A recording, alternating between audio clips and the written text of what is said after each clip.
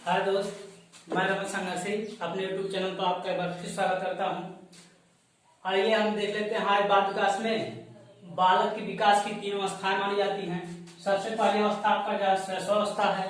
अगली अवस्था जो आपकी है बाल्यावस्था है। इसके बाद अगली अवस्था जो आपका है किशोरावस्था है। तो आइए हम सबसे पहले आपका शैशवावस्था के बारे में चर्चा करते हैं।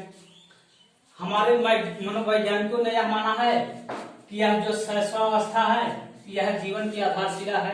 यानी एक बालक जो भी बनने या बिगड़ने का कार्यक्रम होता है यहीं से जो है वह बन बिगड़ जाता है। तो शैशवावस्था को आइए हम पहले 2 भागों में डिवाइड कर देते हैं। तो सबसे पहला आपका बनेगा शैशवकाल। इसकी आयु सीमा जो मानी गई है 3 वर्ष मानी गई है।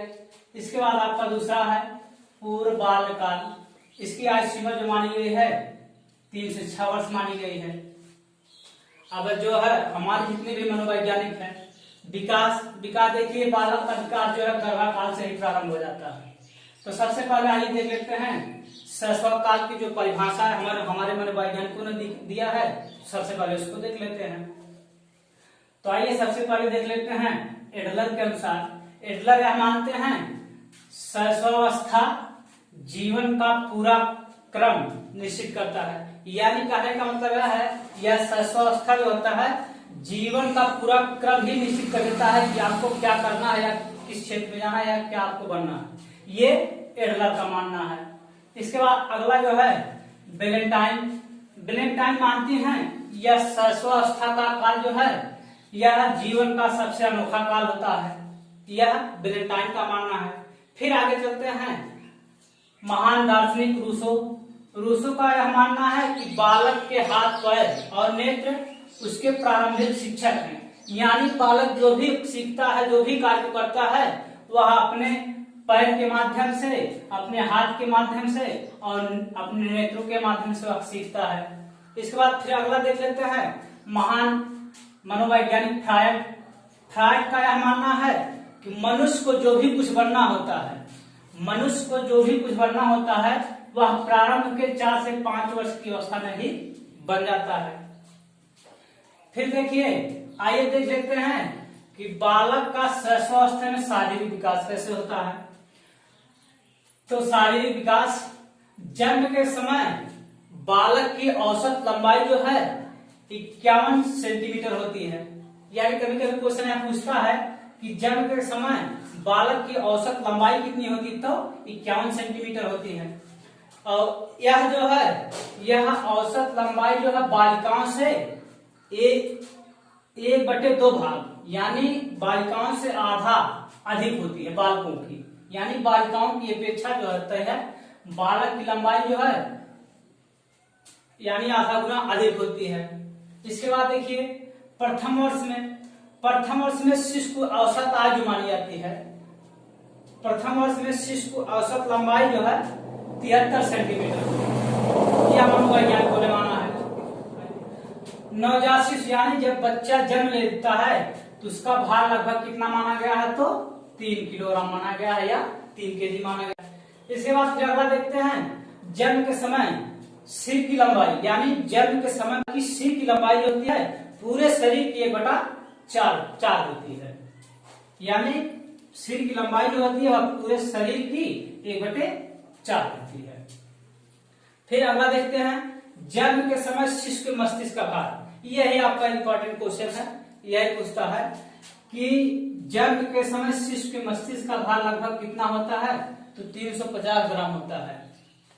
इसके बाद फिर आपका यहाँ से क्वेश्चन आता है कि शिशु जब जन्म लेता है तो उसमें कुल हड्डियों की संख्या कितनी पाई जाती है, तो 370।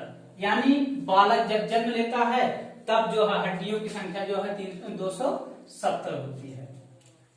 इसके बाद 6 वर्ष की आयु में यानी बालक जब 6 वर्ष की अवस्था में आता है तो उसके जो है दूध के 20 दांत निकल आते हैं। यानी बालक जब 6 वर्ष की उम्र में हो जाता है तो उसके 20 दांत जो है दूध के निकल आते हैं। और जन्म के 15 दिन बाद कभी कभी यह क्वेश्चन पूछता है कि बालक का अस्थायी रंग कब अस्थायी हो जाता है। बालक का रंग कब अस्थायी हो जाता है, तो 15 दिनों के बाद 15 दिन के बाद जो है बालककरण अस्थायी हो जाता है। इसके बाद देखिए जन्म के समय उत्तेजना यानी संवेग की जो स्थिति है, जो हमारे मनोवैज्ञानिक मानते हैं मूल प्रवृत्ति, तो यानी मूल प्रवृत्ति का ही दूसरा नाम संवेग है। तो बालक जब जन्म लेता है वह प्रारंभ में 4 संवेगों को लेकर पैदा होता है, जैसे आपका है प्रेम, भय, क्रोध, घृणा। इनसे जो है वह जन्म से के साथ ही लेकर पैदा होता है। शिशु पहले अपने माता को पहचानता है, यानी कहने का मतलब यही है बालक जब जन्म लेता है तो वह सबसे पहले अपने माता को पहचानता है, क्योंकि देखिए माता जो है उसके सबसे नजदीक में रहती है, उसके फ्रंट में रहती है, इसीलिए माता को जो है बालक सबसे पहले पहचानता है।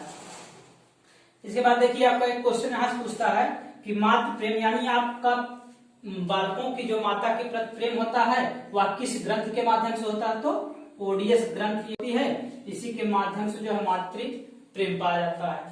इसके बाद देखिए फिर पूछेगा लड़कियों का पितृ प्रेम, यानी लड़कियों का पिता के प्रेम किस ग्रंथ द्वारा निर्धारित होता है, तो इलेक्ट्रा ग्रंथ। यही क्वेश्चन आपका पूछ लेता है कभी कभी। इसके बाद आइए देख लेते हैं कि शैशवावस्था की विशेषताएं, यानी बालक की शैशवावस्था में कौन कौन सी विशेषताएं पाई जाती हैं। तो सबसे पहले आप देख लीजिए शारीरिक विकास, यानी कहने का मतलब यही है शैशवावस्था में बालक के शारीरिक विकास जो होता है बहुत तीव्र गति से होता है। बाल्यावस्था में मतलब शैशवावस्था में जो होता है बालक के शरीर का विकास जो बहुत तेजी से होता है। इसके बाद आपका अगला है मानसिक विकास। शारीरिक विकास के साथ साथ बालक का जो है मानसिक विकास भी तीव्र गति से होता है। इसमें जैसे बालक के अंदर कई भावनाएं पैदा होती हैं, जैसे गणना करने की या किसी वस्तु को खोजने की, वस्तु अस्थायी, जैसा कि जीन पियाजे आपके मानते हैं कि जो है शैशवावस्था का काल जो है 0-2 वर्ष माना गया है। तो उनके कारण मतलब बालक जो है अपने इंद्रियों के माध्यम से जो है सीखना प्रारंभ कर देता है। इसके बाद आपका अगला है दोहराने की प्रवृत्ति। देखिए बालक के अंदर जो दोहराने की प्रवृत्ति बहुत तेज होती है। जैसे बालक छोटे बालक नहीं होते हैं, जैसे आप कुछ कहेंगे तो अभी आपकी बात को दोहरा देता है, यानी दोहराने की प्रवृत्ति बालक के अंदर बहुत तेज पाई जाती है शैशवावस्था के काल में। इसके बाद आपका अगला है सीखने की प्रक्रिया में तीव्रता, यानी बालक इतना एक्टिव रहता है कि वह किसी भी कार्य को सीखने में बहुत तेजी गति से जो है उत्साहित होता है कि किसी कार्य को हम जल्दी से सीख लें। यानी शैशवावस्था का काल जो होता है सीखने की अवस्था में बहुत तीव्रता प्रदान करता है। इसके बाद आपका अगला है जिज्ञासा की प्रवृत्ति। जिज्ञासा की प्रवृत्ति से क्या आशा है, कहने का मतलब यही है बालक को जब कहानियां सुनाई जाती हैं पॉइंट टू पॉइंट, तो बालक जैसे आप 1-2 पॉइंट सुनाए, इसके बाद अगला क्रम यानी तीसरा पॉइंट जानने के लिए वह उसके अंदर एक जिज्ञासा बनी रहती है कि अभी हम जल्दी से सीख लें, अभी हम जल्दी से जान लें। यानी बालक के अंदर जो है जिज्ञासा की प्रवृत्ति बहुत तेज होती है। फिर आपका अगला है संवेग का प्रदर्शन। संवेग का प्रदर्शन हमने आपको भी यहाँ बताया है। संवेग जो है जब बालक शैशवावस्था में जन्म लेता है तो इसके 4 संवेग पाए जाते हैं। जैसे आपका देखिए प्रेम हुआ, भय हुआ, क्रोध हुआ और पीड़ा हुई। यानी यहाँ बालक जो है अपने संवेगों को प्रस्तुत करता है। जैसे माता जी अगर दूध नहीं पिलाएगी तो बच्चा क्या करेगा, रोएगा। ठीक उसी प्रकार वह अपने माता के प्रति जो है प्रेम की भावना रखता है, यानी अपने संवेगों को वह क्या करना शुरू करता है, उसका प्रदर्शन करना शुरू कर देता है। इसके बाद अगला आपका है अकेले व साथ खेलने की प्रवृत्ति। यानी बालक जो होता है कभी कभी ऐसा होता है कि वो अकेले खेलना चाहता है अपने बाल के माध्यम से। वह सोचता है कि हम अकेले खेलें। जब बालक छोटा होता है उसको किसी की जरूरत नहीं होती है, वह स्वयं अपने आप में ही क्रियाकलापों को करता है और खेलता है। फिर थोड़ा जब बड़ा हो जाता है 3 से 6 वर्ष की अवस्था में पहुंचता है तो उसके अंदर साथ खेलने की प्रवृत्ति आती है, यानी एक दूसरे के साथ वह खेलना प्रारंभ कर देता है। इसके बाद आपका अगला है अनुकरण द्वारा सीखना। यहाँ देखिए अनुकरण यही आपका इंपॉर्टेंट है। यही पूछता है कि बालक सबसे अधिक किसके माध्यम से सीखता है, तो अनुकरण के माध्यम से सीखता है। आप बालक को जैसे सिखाएंगे वैसे ही आपका वह अनुकरण करेगा या अनुसरण करेगा। ठीक, इसके बाद आपका अगला है काम प्रवृत्ति।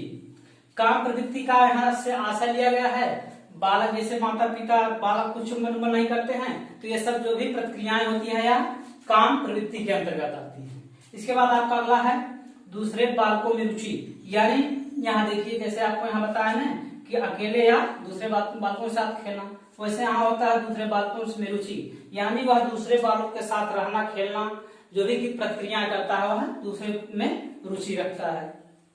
इसके बाद आपका अगला है 11वां पॉइंट, प्रत्यक्ष रूप में सीखना, यानी शिक्षक को हमेशा यह चाहिए कि बालक को जब भी सिखाए या पढ़ाए वह हमेशा प्रत्यक्ष रूप से यानी उसके सामने हो।